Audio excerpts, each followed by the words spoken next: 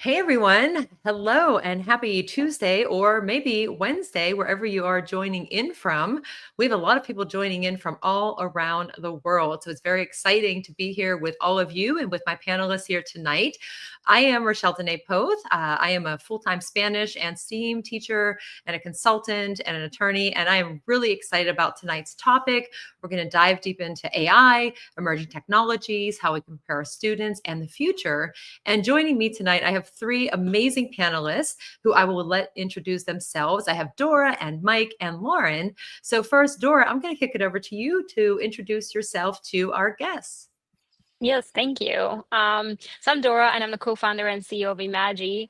And we're essentially reimagining technology education for the age of AI. So, of course, that's a rapidly changing time that we live in, and we're actively engaging students with future-ready skills. All right. Well, thank you for being here tonight. All right, Mike, over to you. Hi, everyone. My name is Mike Peck. By day, I'm a K-12 Director of Technology for a public school in Pennsylvania, where I oversee basically anything that plugs into a wall, from network infrastructure to teacher professional development. I came from the classroom setting, so had an opportunity to experience kind of the first wave of technology with one-to-one computing back in the 2010s. And excited to dip my toes into a conversation today with AI as kind of the focus point. In addition to my work during the day, I also co-founded Ed3DAO, which is an organization focused on upskilling educators in the areas of emerging technology and education. And just recently started my own LLC, Peck Education. So you can follow me at any one of those three places. I'm happy to join today. Thanks. All right. Thanks a lot, Mike, for being here. And over to you, Lauren. Hi, everybody. My name is Lauren Ludwig. I'm the director of Makerspace at an all-girls school in New York City and the technology and computer science department chair. I primarily teach the computer science higher level classes like 10th, 11th, 12th grade, but I obviously oversee the Makerspace and the technology program as a whole. So I'm looking forward to sharing a bit about our process of developing AI guidelines. All right. And I cannot wait to learn from all of you and from everybody who is joining in. So, a couple of things. We have a lot of different questions we're going to address. If you have questions, we want to hear from you as well. If you complete the registration form, I have a lot of your concerns and questions here. So we've been discussing that. We're going to focus on those. But of course, if you have more, wherever you're watching from, please drop them in and we will get to them. And if not, we will be sending out the recording and resources for you later. So first, we're going to dive into a big question that I know as an educator, I've been asked this for a long time. AI is not something new. People tend to think it's a little bit new because end of 2022, ChatGPT, and now ever since then, it's like, oh my goodness, there's so much out there. Should we ban it? What do we do in education? So the first question I'm going to pose, and people joining in, please answer as well. Why is it important for educators to stay current with emerging technologies like AI and many of the other emerging technologies out there? And I don't know which one of my three amazing panelists wants to kick this one off, but I'll let you decide. Sure, I can jump in. Thanks. Happy to share a little bit about. So, being in a K-12 school district, we find ourselves, like many other districts, kind of in the thick of figuring out what does education look like with this new technology, right? And I think a really helpful frame of reference is we saw the internet become increasingly important over the 2010s and into the 2020s, to the point where, even before COVID, school looked a lot different because of the tools we had available to us, the teaching methods we can now leverage the technology with. And so those tools that we've been using in education, whether they're Chromebooks or laptops or iPads and all the different types of software and assessment tools, those same tools are incredibly important for our learners to understand and know how to use in school today. And they were 10 years ago, because they're seeing those same things in the workforce, in their social lives, in their family lives. The technology has become kind of one with our daily life. And so the AI is no different in the same respect. Although you probably could argue it's far more powerful and will be more powerful than the internet was. And so I think one of the questions that often comes up is like around the ethics and use of AI, and I'm sure we'll talk about that more. But I think one of the important reasons we need to stay up with current technology is ethically and morally. As educators, we really need to be focusing on tools that our learners need for their futures. To deny them access to those tools, denies them the capability to learn skills and competencies that are really critical for them to be able to leverage when they leave our schools, not just in the workforce, but in their daily lives. And so I think probably one of the most important reasons we need to stay current with it is that we need to make sure that our learners are ready, for what's to come with this technology. And thank you, Mike. I love that you said that, because we do need to dive in. And that was actually a couple of the concerns were like, if we are hesitant as educators to dive in and try things in our classroom, we are denying students that opportunity to learn, to be prepared for the future. And so thank you for sharing that. And I'm going to jump over to Lauren first, because I know Lauren is in the classroom space and we'll learn more about the work that you've been doing. But anything else that you would want to add to what Mike said? Well, Mike did an awesome job. I would sort of agree very similarly on just about everything you said. But that I do think that there's, we as educators are sort of on a broader level. Our goal is to make better the next generation of great humans, right? We want them to be great, ethical, great contributors to society. And I think a lot of people have all these worries about AI.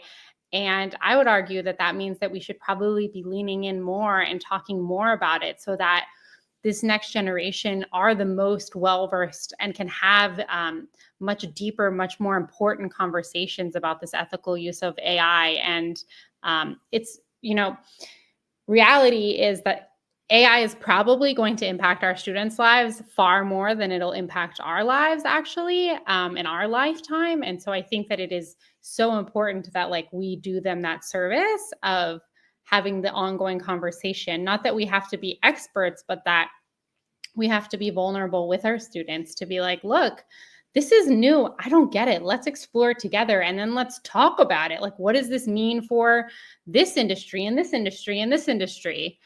So that we can be more mindful for the way it evolves. And you're so far, everybody's hitting on something that really resonates with me, because you said about being an expert.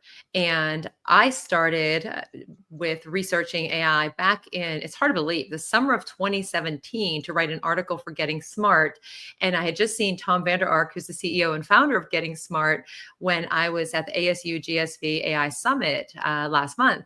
And he had me on his podcast last year. And he's like, is there anybody that has helped you along the way and dive in? And I said to him, I feel like you set me up for this. I said, because it was you, because I felt like I love to learn, but I felt like I needed to do more to best prepare my students. And they had that topic and I dove in, and I say it all the time, I'm not an expert. I spend a lot of time learning and it's hard to keep up with, but you just have to start, find one thing. So I love that you said that part of it. So thank you for sharing that. And Dora, how about you? Yeah, I was just going to add, so obviously I'm not an educator, but an education innovator. And I think beyond everything that you already said about why we need to keep up with AI, I'm also just thinking, for me, the fundamental idea in education is that we exemplify growth mindset, or open mindset. So it's really, like you're saying, you're not an expert, but I think actually showing that to your students that hey, I'm here to learn as well. That itself is really, really important. So I think, I think it's just great to be transparent about it and sort of exemplify that we can all learn and should be learning throughout our lives. And your key word that caught me is transparency, because the students, in my classroom, and one of my fears is that, and I've said this often in conferences or when working with teachers and just even to my own colleagues at school, is that when ChatGPT came out the end of 2022, it was almost like school closures again. Oh my goodness, what do we do with this? This whole new thing. It's so fast. How do you adjust? But my biggest fear was that students started to use it, the older students that I was teaching, and putting personally identifiable information into it and using it to do all the work for them and not having the guidance. But we didn't have the guidance either. And students now will say, well, wait a minute, you're telling us not to use it, but you're using it. And I say, but I'm transparent. Like, I have used it. I've told students, I gave you 10 project ideas. 7 are mine, 3 are ChatGPT or whatever other large language model. And they can actually tell because they know me and they know my style. They're like, this is kind of like really odd for you. But I'm open and I say, like, this is how I used it. This is why I used it. And getting them involved in that. So I really do like that you said the word transparency. So thank you. And quick shout out to people joining in. We got some comments coming in and people joining on YouTube. So I love it. Questions, please feel free to ask them. And so going to move on to another question. And I know people use AI in many different ways. And sometimes people don't necessarily realize that the things that they've been doing are because of AI. Like, oh, I don't know what book to buy on Amazon. And you get all these recommendations, or Netflix, or banking and credit card protection. And you're like, wow, that's really helpful in my life. But I'm curious from any of you if you have one specific way that you've noticed that AI, especially with a lot of the newer tools and functionalities, it seems like every day I log into something and there's a little magic symbol because AI is there, that it changes and you're like, my goodness, that just saved me so much time. So what is one way, and for anybody joining in, feel free to type in as well, that AI is changing how you teach, how you work, or if you want to share something that is helping you within your personal life too. Like, we're here to learn from everybody. So I'm going to go in reverse order, and I'm going to get back to Dora on this one. Awesome. So yeah, there's many ways, and I think like when, for example, ChatGPT first became like really big for me, it was like a personal mission to like use it at least once a day. Like, doesn't matter for what, but I think like through that process and habit and forcing myself to do it, I found like better and better ways to do it. But I was just thinking of an example of how I use it to learn, or well, so I'm originally from Hungary. I'm also Swedish. I work mostly in English and communicate in English. So I have so many languages going on at the same time and also learning additional languages.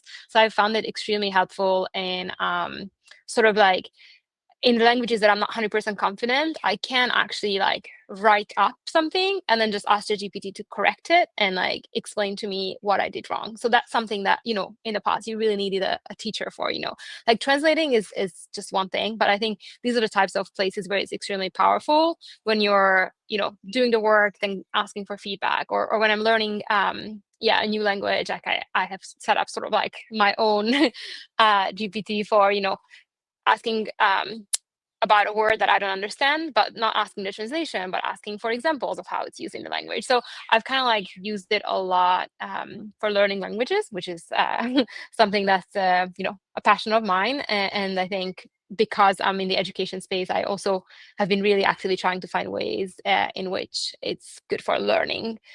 And I think, through that process, I have learned a lot on how important, of course, the specificity of prompts are. And so that has been extremely helpful then in my work as well. Yeah, thanks for sharing that. And language learning, I joke a lot of the times that I work with teachers or just talking in my school and say, I feel like anybody who's a language educator, and I know there are some that are joining in now or may listen later, I feel like we were a little bit more prepared for ChatGPT and the other forms because like we were dealing with Google Translate for years and years, and students trying to say, oh, I didn't use a translator. And I'm like, you did, because I know like, and that's a question we get often as educators is, well, what is the best detector? And I always say like, it's the teacher. You see the students, but I have had students say to me, I use it as a tutor. I use it to help me study. They say not Spanish. I know they're using it for Spanish, but like for chemistry and for other classes. And I used it myself as well when I was working on my doctorate because it was an online course and statistics was really difficult for me. And the time to wait for an answer from a teacher could have been 2 days. And I'm like, I need this learning now or I'm going to lose that opportunity. So using it for purposes that help us to grow and to learn. And there's so many uses for it. So thank you for sharing yours. And Mike, I'm going to go over to you next for this one. Yeah. So I think one of the important things is just get your hands dirty. Start using the tools. And it can be scary at times. I totally understand that. And so in working with our teachers and trying to find on-ramps. We talk about a lot of different things that you can potentially use like a chat bot for. So what I talk to teachers about is think of a task that you have to do often that's quite repetitive, that may take you a lot of effort in terms of time to write up or develop or think of. And when you start thinking about it through the lens of tasks, it becomes a lot easier to find ways to, like I said, dip your toes in the water, get your hands dirty a little bit. In particular with things like whether it's developing assessments or writing up lesson plans or, whatever the case might be, finding the tasks. And I think Dora's advice is excellent too, is like, just try to use it once a day, whatever you try to use it for. And so I talk about using it for school, for tasks. And another helpful on-ramp too is like find something outside of school that you need help with, whether it's like building a grocery list or creating a workout plan for yourself. Like find ways to use it in your personal life. And oftentimes when you find those pathways to use the tool in an effective way, it can help you sort of figure out how it can be used in your professional life too. So we talk about on-ramps like that. I think that's a really helpful thing for our teachers to sort of visualize how they might use it. Ethan Mollick does a lot of great work around this and talks about sort of the jagged edges of this technology and how it can be really good at some things, but if you overload it with a lot of different tasks, that it can become overwhelmed quite easily. And so breaking things down into small chunks is really, really helpful. One of the ways that like I've used it, so trying to get a bit more creative, I use it every day, multiple times a day. So I'm a frequent user and it's really like my co-pilot. It's my sidekick. I use it in a lot of different ways, whether it's like brainstorming, idea generation, copy editing. One of the more interesting things I think I tried with it was I had a parent who's very angry with our acceptable use policy. They took exception with a couple of provisions within it. So I loaded our provisions or our AUP into ChatGPT and I said, hey, let's role play. So I used the voice features to talk to ChatGPT, role play as the parent who was upset with our acceptable use policy. And then I had a conversation with ChatGPT. I literally took the transcript and kind of printed it out for myself and one of the administrators. And we kind of looked at the points that were made there and discussed like how we might want to, navigate the conversation. And it worked really, really well. So that's just one example, but I use voice features often, whether I'm driving in the car or just on the go. I just talk to it, say, hey, here's an idea, whether they're reflections or ideas or something, just a way for me to like capture my thinking on a given topic at any time. And so I guess those are like pretty different examples, but you're really limited by your imagination. And all really revolves around just trying things, getting your hands dirty. So much of what you said, but I laughed when you said about like healthy routines. I typed in one time, like, okay, these are the foods I like to eat, come up with some like healthy way for me to eat.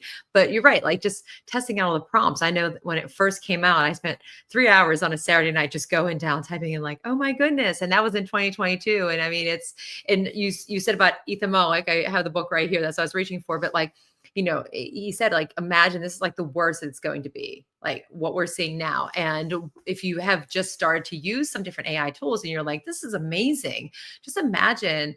And if you've been using these tools for the last 2 years plus, you've seen the progression and just it's everywhere. And what it's capable of, it's unbelievable. So you do have to dive in and definitely have personal uses, professional uses, and see what its limitations are. One other thing I'll say, and I'll go to Lauren for an idea here, is that some people that I've worked with and spoken to haven't used, even as of 3 months ago, had not yet tried any like ChatGPT, any other LLM. And they also were very concerned about students' use of it. And I said, well, you need to just go right now, open a tab. I was very blunt, open a tab, get one of them, Gemini, you name it, and type in some prompts, put in some questions that you would ask your students and see what it generates, because you need to understand what it's capable of so that like, are they using it? How do you help them to guide, or how do you guide them to use it in a way that's not taking away their learning? So I do think you definitely like the mix of like the personal and professional, and try some fun things too. So thank you for sharing all of that. And over to you, Lauren, what is a way that you're using it that's changing how you teach or work or both? Well, I guess For work-wise, I feel like I use it pretty regularly, several times a day. I guess it depends on what I'm doing, but I find it particularly helpful to um, write or sort of reformat parameters for students around. So I'll sort of have like a project idea that I want them to do, and their main like things that I'm trying to get across, and I'll put that into ChatGPT and sort of have it give me like a nice layout of like the project proposal, basically, which does save a lot of time and it's very clear. So I use it for pretty obvious reasons, like in my day-to-day personal tasks like that. The way I teach is obviously very, very different, even from 2021, basically. I'm rewriting most of my curriculum for advanced computer science next year, actually, this summer. Just in light of AI, I do think that some of the things that I was teaching I have to re-look at it, and the way in which I'm assessing needs to be different. And so I would say like the way that it's impacted my teaching is dramatically, and it's also takes up a lot of my time. In general, I'm constantly talking to all the teachers at my school about how they can rework assignments to be sort of AI resistant assignments or AI proofed type of assignments, and things like that. I do often say to people, though, like that quote that people always throw around is that like, you're not going to be replaced by AI, you're going to be replaced by someone using AI. And I really do think that that's true. I really think that like if there's a faster, more efficient, better way to do something, and then you can add your own expertise to it, like why not take advantage of something like that? I think that applies in the teacher end. I think it's obviously more nuanced in the student end, though. But yeah, I feel like there's like almost endless ways for me to answer this question. Honestly, the one example that I recently did in my personal life was I like couldn't decide on what to eat. So I just like put a bunch of stuff that I had in my fridge into ChatGPT and said, like, I live on top of a grocery store. If I need to run out and get a few things, but I have all the basic spices, like, what should I make for dinner? So that's sort of like personal things I would use it for. No, but I love that. And I've said to people sometimes, like, just look in your fridge, just type in like, what's in there? What can I make? I mean, it's just something fun just to see what it does. So thank you all for sharing those. And I popped some comments in from people joining in. So thank you keep them coming, because we want to learn from you. I'll put them on the screen as well. So diving in a little bit about, talking about students and preparing them, because like we're in the best position as educators and working with students to get them ready for whatever is coming in the future. And I always keep track of the job skills outlook from the World Economic Forum. And if you haven't seen it, you want to check it out. If you have seen it, you might have noticed this, but between 2025 and 2027, there was, a lot of the skills that are on there are essentially human skills, resilience and teamwork and creativity and problem solving. But number 3 is now AI and big data. So it was like, AI was not on there at all. And then here it is. And we're not that far away from 2027.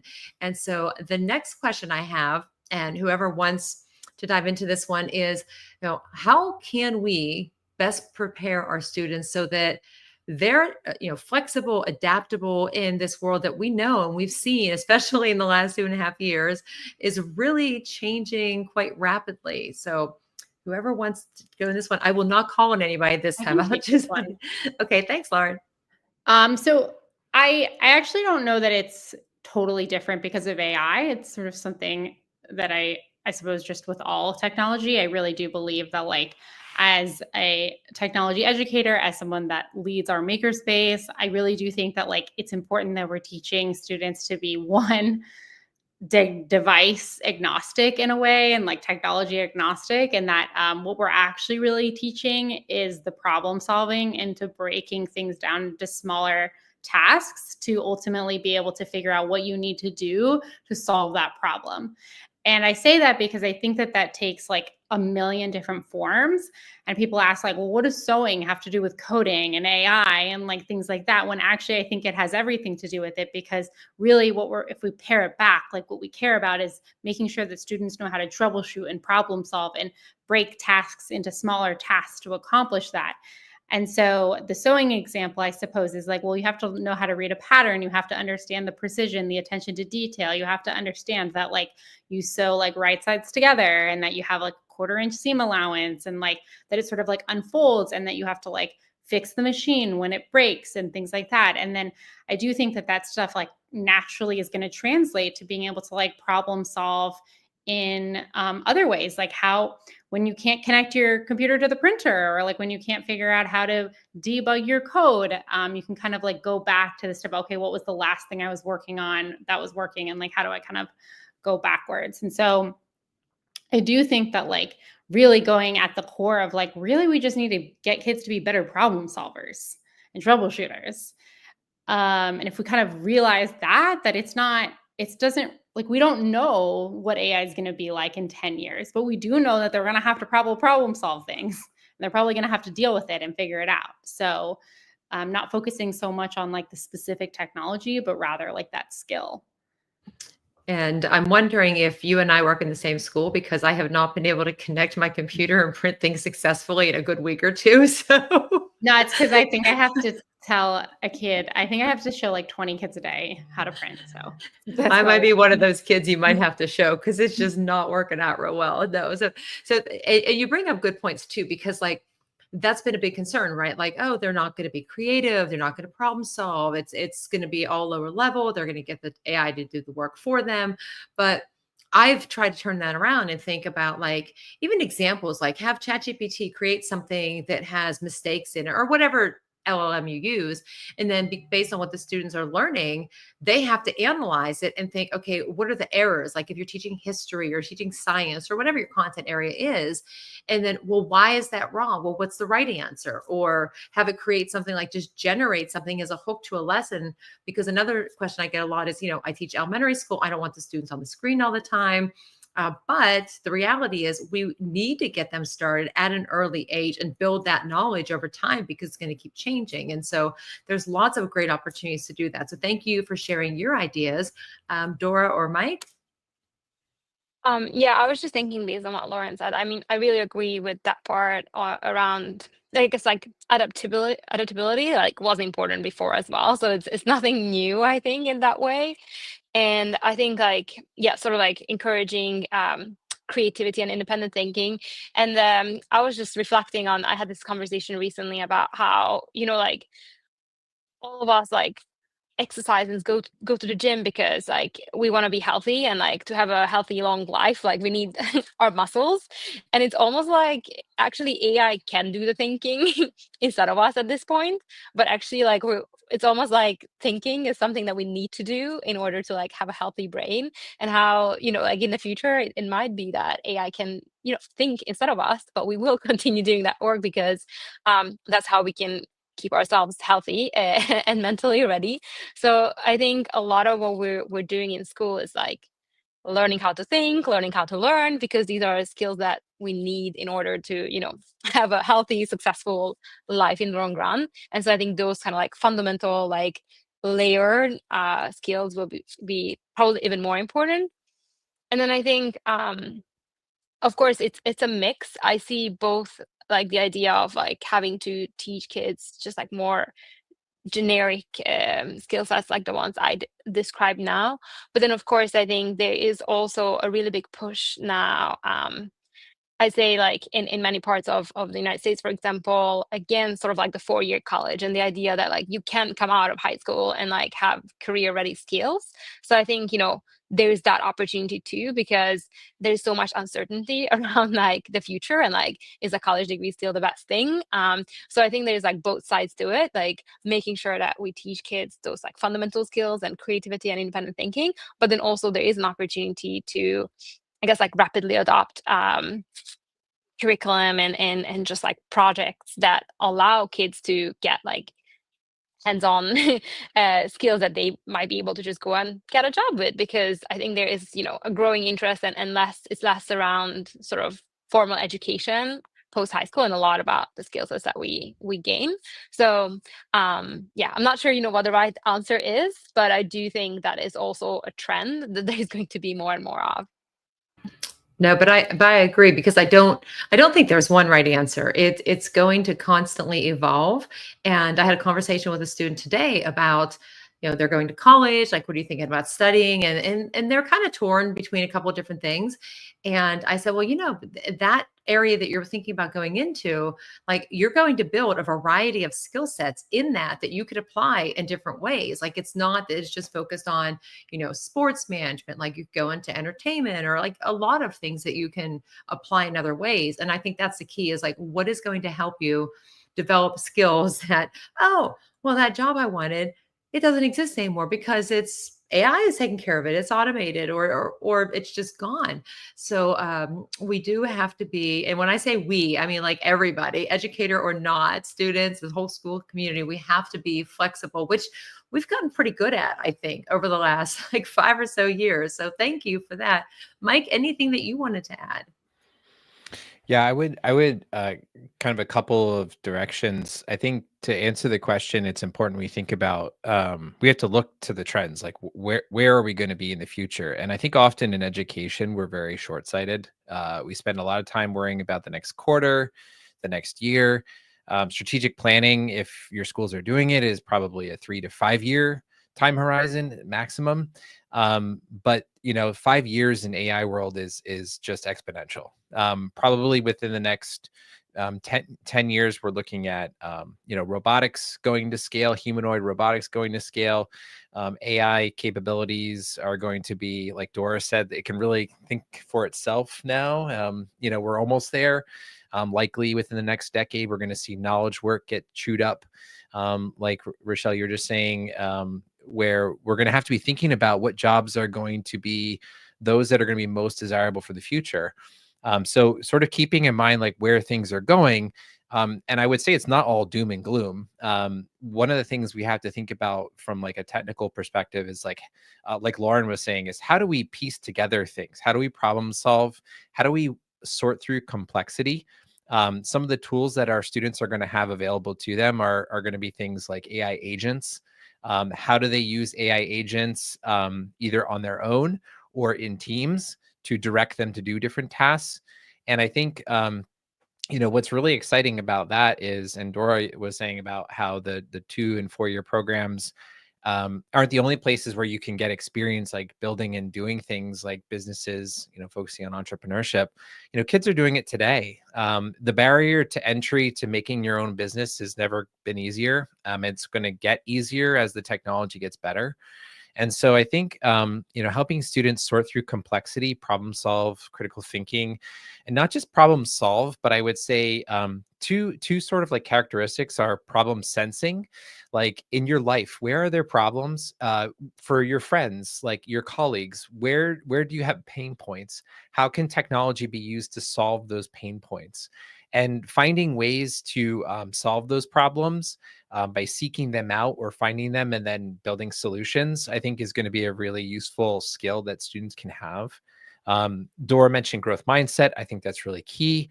But I would also say like dream, like the potential to create new things is going to be near limitless when we have manufacturing capabilities through 3D printing, through humanoid robots within the decade. So people will be able to build physical things. The capability to build software things has never been easier too. There are low code and no code tools that you can build your own apps. And we're seeing some of that happen already. And so I think, while some people would say creativity is going to take a hit because AI is going to, make some decisions, I would argue that the ability to like solve your own problems and create something totally new on your own has never been easier. And so, if we spend time giving kids the ability to sort through complexity and to, just dream and try to chase a passion and build something that really interests them, I think that's a really useful thing that we can impart in our kids today. And I love that.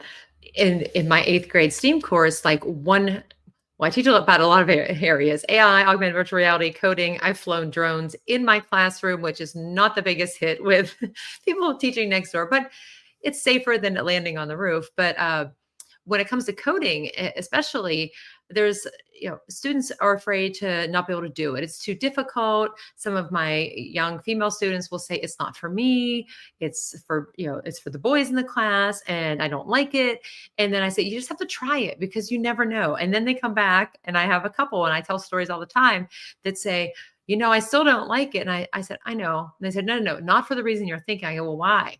Well, I like it because I found out I'm really good at it. And this is, 2-3 years later, and they're focusing on all of these areas that they were so hesitant against. And I think that's why we need to give them opportunities, even if I always call it like small little pockets of learning, just exposure to something, and going back before, like, we don't have to be the expert, but just giving them some different opportunities. And my advice too is, if you are a person who hasn't really used ChatGPT or one of the other ones yet, and you're like, I'm not really sure where to begin, ask it.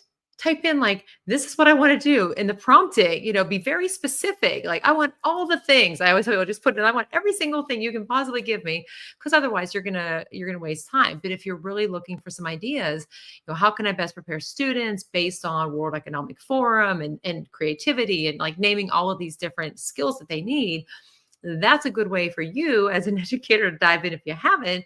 And then it just might spark some new ideas that are going to, increase motivation and boost engagement in students and create really important learning opportunities. So thank you for sharing that. And I'm going to go on to another question, a little bit longer of a question now, because we're talking about skill sets and types of learning.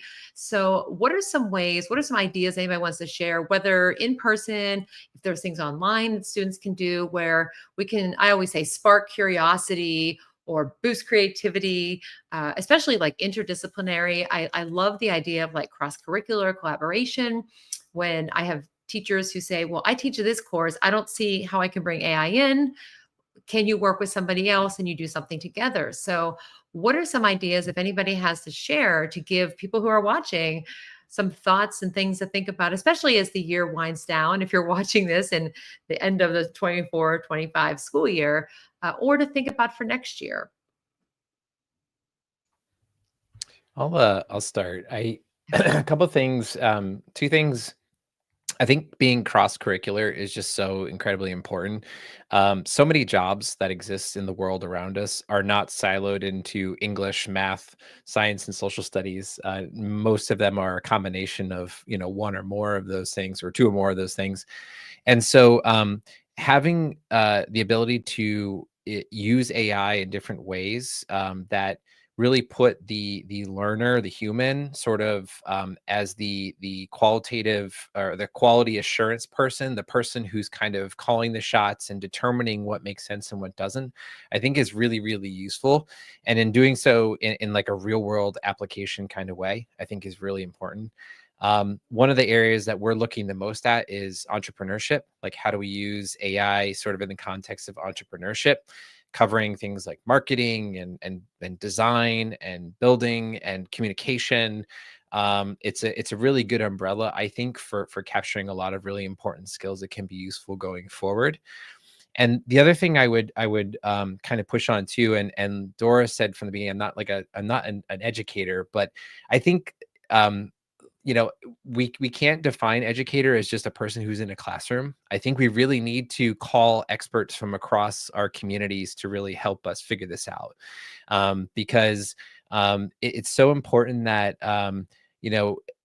educators are just a very small sliver of the professional population, and our experiences are going to really kind of guide the way that we teach our students. And so thinking about how we can bring in people who are working in industry, working in any kind of different vertical, I think is really useful for students to see how experts in those fields are bringing the technology to bear in their classrooms, or in their work, I should say. And so I think those real world examples, seeing how experts are using this stuff in the wild, I think can also be really useful too, and a great way to engage the community in kind of this collaborative process towards transforming our schools. And you got me with another word. You've said it a couple times too, like the entrepreneurship. That's something else that I've spoken about to all of my students, not just in my STEAM course, but in the Spanish class as well, because I took French in high school. I'm teaching Spanish now. I'm like, you never know what years from now you're going to be doing and what skills are going to come in handy for you. And you might be going to college or starting a career, and you might want to create something on the side as well. So having those skills are going to definitely come in handy. So thank you for sharing that. Dora, I'm going to go over to you for this one. Yeah, thank you. So I think this reminds me of one of my favorite books. It's called Range, Why Generalists Thrive in a Specialized World. And maybe I love the book because it really sort of justified my existence. But I had like a really liberal arts background. I was a neuroscience major, then the computer science. I like done a lot of different things. But really, that book talks a lot about how oftentimes like problems in one discipline are solved by people in another one, right? Because they can bring in that perspective, and problems can be quite similar. And I never knew, but there's this quote, a jack of all trades is a master of none. But there's actually like a second part to it. This is like, but oftentimes better than a master of one. And so I think, yeah, we tend to sort of like forget that. And so I do really believe in the cross-curricular opportunity. And so, for example, with Imagi, we started out as sort of like a coding solution, but in a way that is actually really easy to integrate across the curriculum. And so our entire paradigm is creating art with code. So our sort of like middle school flagship product, you're learning Python coding and creating different like visual output. And I think maybe Rochelle, you have an Imagi charm. We have our little gadget that actually brings code to life. But what I wanted to say when you asked about how can we sort of like turn the classrooms into into more sort of like interdisciplinary spaces.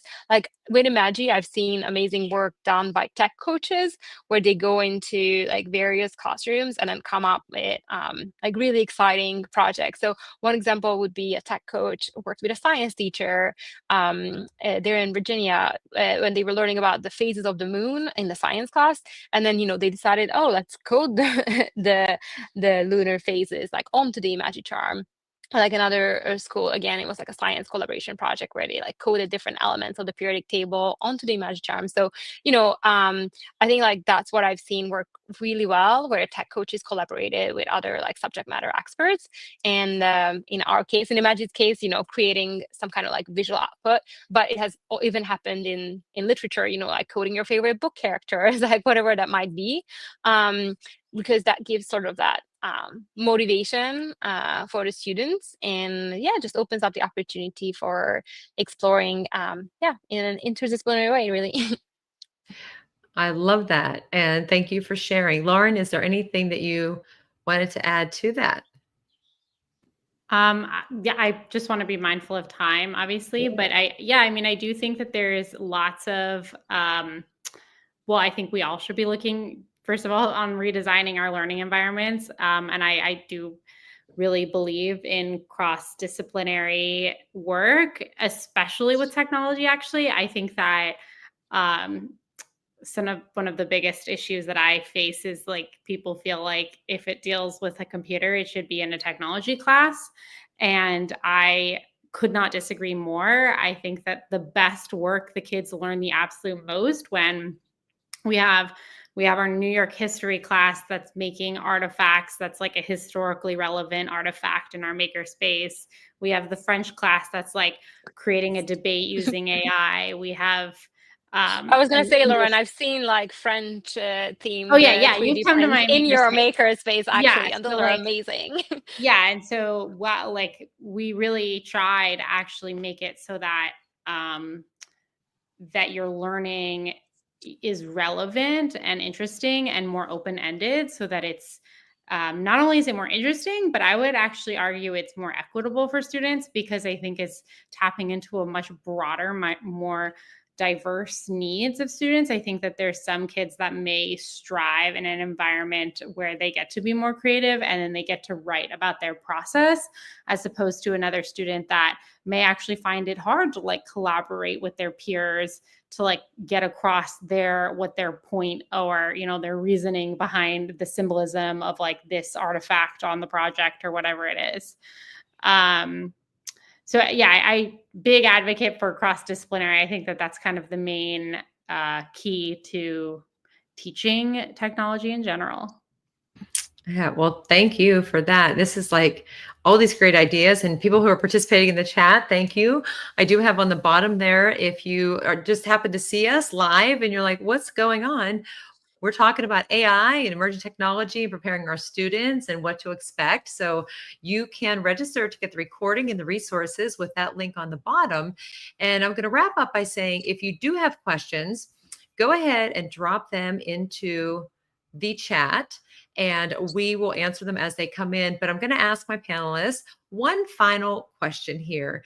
And it's always going to be the question that I ask, whether it's a podcast or just in general, is advice. Everybody wants to have advice. What are, last words, something like that. So for people who might be thinking like, yeah, this sounds great, AI and emerging technology, but I have no idea where to begin.